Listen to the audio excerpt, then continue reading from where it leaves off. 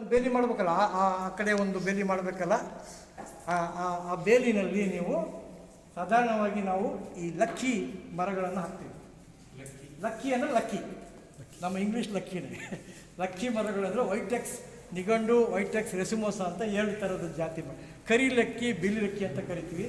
ಅದರ ಬೇಲಿಯನ್ನು ಮಾಡಿ, ಯಾಕಂದರೆ ಲಕ್ಕಿ ಮರದಲ್ಲಿ ಯಾವಾಗಲೂ ಎಲ್ಲ ದೇವತೆಗಳ ಸನ್ನಿಧಾನ ಇರ್ತದೆ, ನಾಗ ದೇವತೆಗಳ ಸನ್ನಿಧಾನ ಇರ್ತದೆ. ಹಾಗಾಗಿ ನಿಮಗೆ ನಾಗ ದೇವತೆಗಳಿಂದ ಆಗ್ತಕ್ಕಂಥ ಏನಾದರೂ ಉಪದ್ರವಗಳಿದ್ದಲ್ಲಿ ಅದು ಕಮ್ಮಿ ಆಗುತ್ತೆ. ನೋಡಿ, ನಾನು ದೈವತ್ವ ಹೇಳ್ತಾ ಇದ್ದೀನಿ, ಆ ವೃಕ್ಷಗಳ ಒಂದು ಪ್ರಾಮುಖ್ಯತೆ ಹೇಳ್ತಾ ಇದ್ದೀನಿ, ಅದರ ಮೆಡಿಸಿನಲ್ ವ್ಯಾಲ್ಯೂ ಹೇಳ್ತಾ ಇದ್ದೀನಿ, ಅದರದ್ದು ಮಾರಾಟ ಒಂದು ಸ್ವಲ್ಪ ಹೇಳ್ತಾ ಇಲ್ಲ, ಅದನ್ನು ಆಮೇಲೆ ಹೇಳ್ತೀನಿ. ಯಾಕಂದ್ರೆ ನೀವು ಅದಕ್ಕೆ ಜಂಪ್ ಆಗಿಬಿಡ್ತೀವಿ. ಅದಕ್ಕೋಸ್ಕರ ಆ ನಿಘಂಡು ತೈಲ ಏನಿದೆಲ್ಲ, ಆ ಎಲೆಗಳಿಂದ ಮಾಡಿದ ಎಣ್ಣೆಯ ಒಂದು ಸಂಪಿಲ್ಲ ಮನೆಯಲ್ಲಿ ಹೆಣ್ಮಕ್ಳು ಮಾಡ್ಕೊಳ್ಳೋಂಥ ಒಂದು ತೈಲವನ್ನು ನೀವು ಮಂಡಿಗಳಿಗೆ ಹಚ್ಚಿದರೆ, ಎಷ್ಟು ವರ್ಷದ ಹಳೆಯ ಮಂಡಿ ನೋವುಗಳಿದ್ರು ಅಥವಾ ಎಷ್ಟೇ ವಯಸ್ಸಾದಂಥವರಿಗೆ ಮಂಡಿ ನೋವಿದ್ರು ಅದನ್ನು ನಿವಾರಣೆ ಮಾಡ್ತದೆ. ನಿಗುಂಡಿ ತೈಲ ಅಂತ ಸಿಗ್ತದೆ, ಮಾರ್ಕೆಟ್ನಲ್ಲಿ ಸಿಗ್ತದೆ, ನೀವೇ ಮಾಡ್ಕೊಳ್ಬೋದು. ನಿಗುಂಡು ಭಸ್ಮ ಮಾಡ್ತಾರೆ. ದ ಮೋಸ್ಟ್ ಸೊಫಿಸ್ಟಿಕೇಟೆಡ್ ಭಸ್ಮ ಮಾಡೋದು ಅಂತಂದರೆ ನಿಗುಂಡು ಭಸ್ಮ. ಈ ನಮ್ಮ ಸಿದ್ಧ ವೈದ್ಯದಲ್ಲಿ ಭಸ್ಮಗಳು ಮಾಡ್ತೀವಿ ನಾವು, ನೀವು ಗೊತ್ತಿರ್ಬೇಕು. ಆ ಭಸ್ಮಗಳನ್ನು ಮಾಡ್ತಕ್ಕಂಥ ಪ್ರಕಾರ ಅದು ಭಾಳ ದೊಡ್ಡ ವಿದ್ಯೆ. ಅದು ಆ ಭಸ್ಮಗಳನ್ನು ಮಾಡಿ ಎಣ್ಣೆಗಳಲ್ಲಿ ತೆಗೆದು ಹಚ್ಚಿದ್ರಂತೂ ಅದರಲ್ಲಿ ಕಡಿಮೆ ಆಗಲ್ಲ ಅಂತಕ್ಕಂಥ ಯಾವ ಡಾಕ್ಟ್ರ್ ಬಂದರು, ಅವನು ಅಮೇರಿಕಾದಲ್ಲಿರ್ಬೋದು, ಜರ್ಮನಿ ಯಾವ ಡಾಕ್ಟ್ರ್ ಬಂದ್ರೂ ಅದನ್ನು ನಾವು ಚಾಲೆಂಜ್ ತೊಗೊಳ್ತಾ ಇರ್ತೀವಿ. ನಾವು ಇಷ್ಟು ಘಟ್ಟಘೋಷವಾಗಿ ನಿಮ್ಗೆ ಹೇಳ್ತಾ ಇದ್ದೀವಿ, ಆಯಿತಾ? ಅದು ನೀವು ಆ ಬೇಲಿಯಲ್ಲಿ ಮಾಡ್ತಕ್ಕಂಥದ್ದು. ಆಮೇಲೆ ಅಲ್ಲಿಂದ ಪೂರ್ವ ಅಂದರೆ ನೀವು ಒಂದು ಇಮ್ಯಾಜಿನ್ ಮಾಡ್ಕೊಳ್ಳಿ, ಪೂರ್ವದಲ್ಲಿ ನೀವೇನು ಹಾಕಿದ್ದೀರಿ, ಹತ್ತಿ ಮರ ಹಾಕಿದ್ದೀರಿ. ಅದಕ್ಕಿಂತ ಒಂದು ಸ್ವಲ್ಪ ಒಂದು 3-4 ಅಡಿ ಜಾಗ ಅಥವಾ 10 ಅಡಿ ಜಾಗ ಸಿಕ್ಕಿದರೆ ಅಲ್ಲಿ ಒಂದು ಒಟಿಯನ್ನು ಮಾಡಬೇಕು. ಇವರು ಪಂಚವಟಿ, ಅವರು ಒಟಿ. ಯಾರವರು? ಆಲದ ಮರ, ಫೈಕಸ್ ಬೆಂಗಾಲಿಯನ್ಸಸ್ ಅಂತ ಕರೀತೀವಿ. ಕರೆಕ್ಟಾ? ಪೂರ್ವ, ಆಲ್ಮೋಸ್ಟ್ ಪೂರ್ವ ದಿಕ್ಕಿಗೆ ಬಂದ್ಬಿಡ್ತದೆ. ಅಂದರೆ ಆ ಪೂರ್ವದಿಂದ ಕೆಳಗಡೆಗೆ ಅಲ್ಲಿ ಏನು ಮಾಡಬೇಕು, ಒಂದು ದೊಡ್ಡ ಆಲದ ಮರ. ಆಲದ ಮರ ಅಂತಂದರೆ ಪಂಚಪ್ರಾಣ ಮರ ಅಂತ. ಅಂದರೆ ಇಡೀ ನಮ್ಮ ಆಕ್ಸಿಜನ್ ಅಂತ ನೀವೇನು ಇಂಗ್ಲೀಷ್ನಲ್ಲಿ ಕೇಳ್ತಾ ಇದ್ದೀರಿ, ನಾವು ಅದನ್ನು ಪಂಚ ಗಾಳಿ ಅದನ್ನು ಕೊಡ್ತಕ್ಕಂಥ ಒಂದು ಬೃಹದಾಕಾರದ ಮರ. ಅದರ ಕೆಳಗಡೆ ನಿಮ್ಮ ಆಶ್ರಮದಲ್ಲಿ ಬಂದವರಿಗೆ ಅಥವಾ ನಿಮಗೆ ಮೆಡಿಟೇಷನ್ ಮಾಡೋದಕ್ಕೆ ಅವಕಾಶ ಮಾಡಿಕೊಡಿ. ಎಲ್ಲಿ ಕೂತ್ಕೊಳ್ಬೇಕು ಜನ? ಒಂದು 5 ನಿಮಿಷ ಧ್ಯಾನ ಮಾಡಬೇಕು, ಒಂದು 5 ನಿಮಿಷ ಮಾಡಬೇಕು. ಅದ್ರ ಕೆಳಗಡೆ ವ್ಯವಸ್ಥೆ ಮಾಡಿ, ಒಂದು ಕಟ್ಟೆ ವ್ಯವಸ್ಥೆ ಮಾಡಿ ಆಲದ ಮರದ ಕೆಳಗಡೆಗೆ ಕೂತ್ಕೊಳ್ತಕ್ಕಂಥದ್ದು. ಇದಿಷ್ಟು ಪ್ರದೇಶವನ್ನು ಪ್ರದಕ್ಷಿಣೆ ಮಾಡ್ಕೊಳ್ಳೋಕ್ಕೆ ಆಗಂಥ ಅವಕಾಶ ಮಾಡಿ. ಆ ಪಂಚವಟಿಯ ಮುಂದೆ 5 ವೃಕ್ಷ ರೇಖೆಗಳು ಬರ್ತವೆ. ಭಾಳ ಇಂಪಾರ್ಟೆಂಟ್ ನೋಡಿ, 5 ವೃಕ್ಷ ರೇಖೆಗಳು ಹೀಗೆ ಬರುತ್ತಲ್ಲ, ಪ್ಲಸ್ ಮಾಡ್ಕೊತೀರಾ, ಇಲ್ಲಿ ಪಂಚವಟಿ ಮಾಡ್ತೀರಾ. ಈ ಪಂಚವಟಿಯ ಮೂಲಕ ಇಲ್ಲಿ ಒಂದು ಸ್ವಲ್ಪ ಜಾಗದಲ್ಲಿ ಆಲದ ಮರ ಮಾಡಿ ಒಂಟಿ ವೃಕ್ಷ ಮಾಡ್ತೀರಾ. ಇಲ್ಲಿ ಕೂತ್ಕೊಳ್ಳೋಕ್ಕೆ ಧ್ಯಾನ ಮಾಡ್ತೀರಿ. ಇಲ್ಲಿ ಅಗ್ನಿಹೋತ್ರಕ್ಕೆ ವ್ಯವಸ್ಥೆ ಮಾಡ್ಕೊಳ್ಳಿ. ಇದು ಭಾಳ ಪ್ರಶಸ್ತವಾದಂಥ ಜಾಗ ಅಗ್ನಿಹೋತ್ರಕ್ಕೆ. ಬರೀ ಎಲ್ಲೆಲ್ಲೂ ಮಾಡೋದಲ್ಲ. ಇಲ್ಲಿ ಯಾಕೆ ಇದಕ್ಕೆಲ್ಲ ಸೈಂಟಿಫಿಕ್ ಇದೆ ಸರ್. ನಮ್ಮ ಇವ್ರು ಹೋಗ್ತಾರೆ ಅಂತ ತಿಳ್ಕೊಂಡಿದ್ದೀವಿ.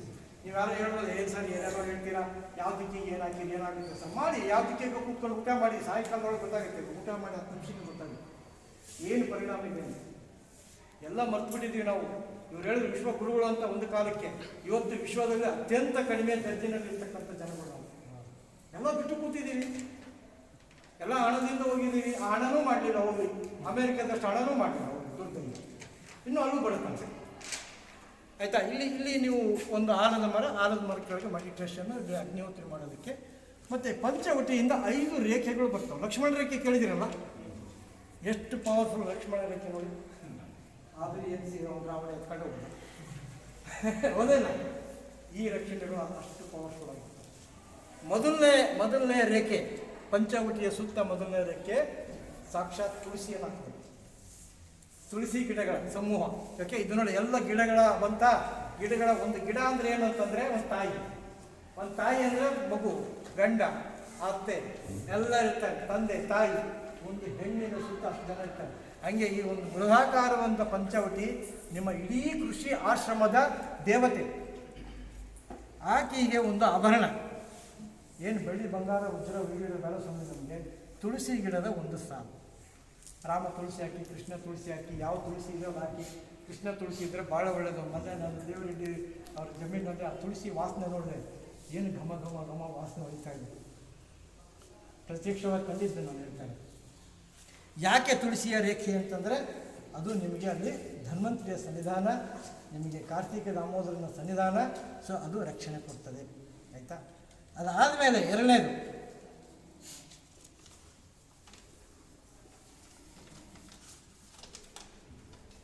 ರೇಖೆ ಭೃಂಗರಾಜ. ಭಾಳ ಜನ ಕೇಳಿದ್ದೀರಾ ಭೃಂಗರಾಜ? ಎಲ್ಲ ತೊಳೆದು ಹಾಕ್ಬಿಡ್ತೀವಿ ಸ್ವಾಮಿ. ಯಾರು ಭೃಂಗರಾಜದಲ್ಲಿ ಇರುವಂಥ ಗೊತ್ತಾಗೋದಿಲ್ಲ ನಿಮಗೆ.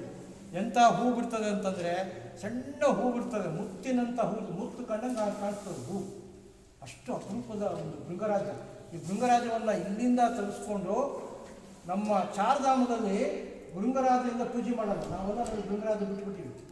ಚಾರ್ಧಾಮಕ್ಕೆ ಹೋಗುತ್ತೆ ಪ್ರತಿ ದಿವಸ. ಕೇದಾರನಾಥ, ಬದ್ರಿನಾಥ, ಯಮುನೋತ್ರಿ, ಗಂಗೋತ್ರಿಯಲ್ಲಿ ಭೃಂಗರಾಜದಿಂದ ಪೂಜೆ ಮಾಡಲ್ಲ. ಘಮ ಘಮ ಘಮ ಅಂತಾರೆ. ಒಳಗೆ ಹೋಗಿ ಯಮುನೋತ್ರಿಯಲ್ಲಿ ಒಳಗೆ ಹೋದಾಗ ಆ ಯಮುನೋತ್ರಿಯ ನೀರು ಜೊತೆಗೆ ಆ ಭೃಂಗರಾಜನ ಜೊತೆಗೆ ಪೂಜೆ ಮಾಡ್ತಾರೆ. ಎಲ್ಲ ನಮ್ಮಿಂದ ಹೋಗ್ಬೇಕು. ಭೃಂಗರಾಜಲ್ಲಿ ಬೆಳೆಯಲ್ಲ, ಇಲ್ಲಿಂದ ಭೃಂಗರಾಜ ತೊಗೊಳ್ತಾರೆ. ಯಾಕೆ ಭೃಂಗರಾಜ ಅಂತಂದರೆ ಪಿತೃಗಳ ಆಶ್ರಿತವಾದಂಥ ಒಂದು ಗಿಡ. ಆದ್ದರಿಂದ ಭೃಂಗರಾಜದ ಒಂದು ರೇಖೆಯನ್ನು ಮಾಡಬೇಕು. ಅದರ ರೇಖೆಯ ಜೊತೆಗೆ ಇನ್ನೂ ಒಂದು ಭಾಳ ಅಪರೂಪವಾಗಿರ್ತಕ್ಕಂಥದ್ದು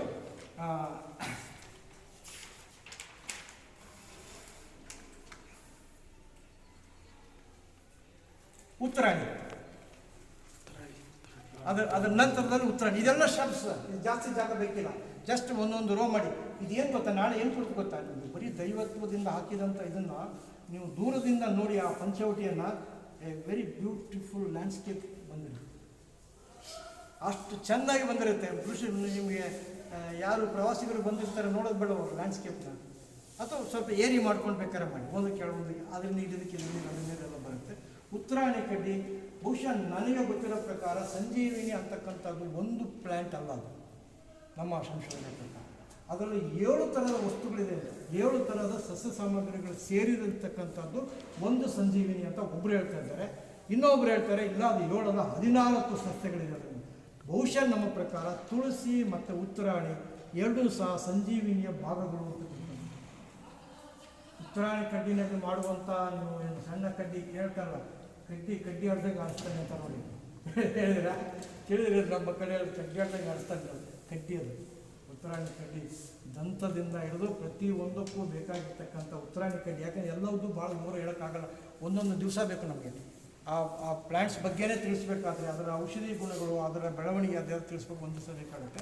ಸ್ವಲ್ಪ ಸಮಯ ಇರೋದ್ರಿಂದ ವಿಷಯನ ನಿಮ್ಮ ತಲೆಗೆ ಆಗ್ತಾಯಿದ್ದೀನಿ. ನಾಗಭೂಷಣ್ ಸರ್ ಹೇಳಿದ್ರು ಹುಳ ಬಿಟ್ಬಿಡಿ, ಆಮೇಲೆ ನೋಡೋಣ ಯಾರ್ಯಾರು ಏನೇನು ಆಗುತ್ತೆ ನೋಡೋಣ. ಅದಾದ ಮೇಲೆ ಇನ್ನೂ ಒಂದು ಭಾಳ ಮುಖ್ಯವಾದಂಥ ಒಂದು ಲೇಯರ್ ನಾವು ಯಾರೂ ಮಾಡಿಲ್ಲ, ಶಂಖಪುಷ್ಪಿಯ ಒಂದು ಲೇಯರ್ ಮಾಡೋದು.